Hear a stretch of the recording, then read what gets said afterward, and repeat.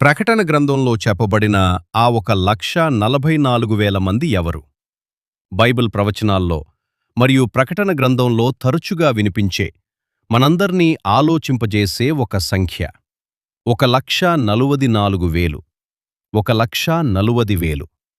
ప్రకటన గ్రంథం 7:4లో దేవుని చేత ముద్రించబడిన ఈ 1,40,000 మంది ప్రస్తావన మనకు కనిపిస్తుంది. ఇంతకీ శ్రమల కాలంలో కనిపించే ఈ ప్రత్యేకమైన గుంపు ఎవరు? బైబిల్ లేఖనాల ఆధారంగా నేడు మనం ఈ మర్మాన్ని తెలుసుకుందాం. ప్రకటన గ్రంథాన్ని ఉన్నది ఉన్నట్లుగా అర్థం చేసుకుంటే ఈ 1,44,000 మంది శ్రమల కాలంలో జీవించే నిజమైన ఇశ్రాయేలీయులు. ప్రకటన 7:5-8 వచనాల ప్రకారం దేవుడు ఇశ్రాయేలులోని 12 గోత్రాలలో ప్రతి గోత్రం నుండి 12,000 మంది చొప్పున ఎంచుకుంటారు. వీరంతా ఆ కడవరి దినాలలో క్రీస్తును అంగీకరించే యూదు విశ్వాసులు. ఈ 1,44,000 మంది దేవుని చేత ముద్రించబడినవారు.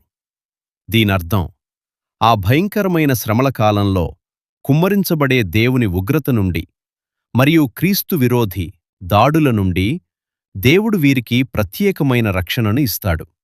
జకరియా మరియు రోమీయులకు రాసిన పత్రికలో ప్రవచించబడినట్లుగా ఇశ్రాయేలు తిరిగి దేవుని వైపు తిరుగుతుంది అనడానికి వీరు ప్రథమ ఫలాలుగా ఉంటారు. మరి వీరి ఉద్దేశ్యమేమిటి?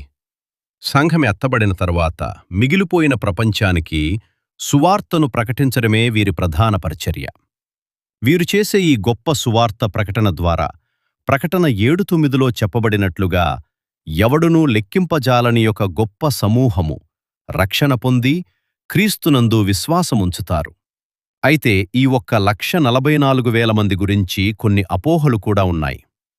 యెహోవా సాక్షుల వంటి వారు పరలోకానికి వెళ్లేవారి సంఖ్య కేవలం 1,44,000 మాత్రమే అని బోధిస్తారు. కాని బైబిల్ అలా చెప్పడం లేదు.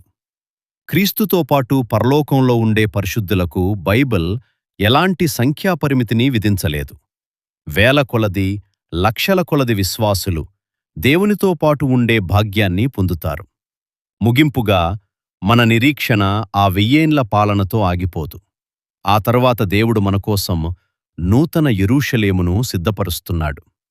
పరిశుద్ధాత్మ ద్వారా ముద్రించబడిన మనమంతా దేవునితో యుగయుగాలు ఉంటాము.